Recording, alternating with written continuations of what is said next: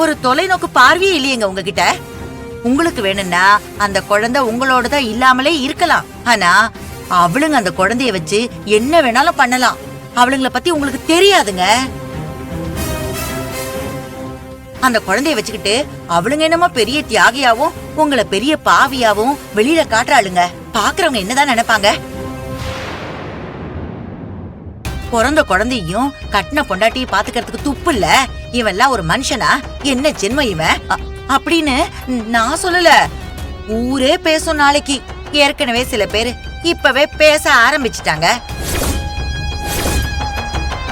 அதனாலதான் சொல்றேன், இந்த அவ பேர் உங்களுக்கு எதுக்கு? அந்த குழந்தைய தூக்கிட்டு வந்து நீங்க வளர்க்கறது தான் உங்களுக்கு நல்லது.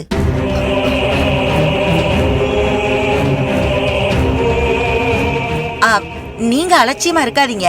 ஏன் குழந்தைய வச்சுக்கிட்டு வேற ஒரு கல்யாணம் பண்ண முடியாதா என்ன?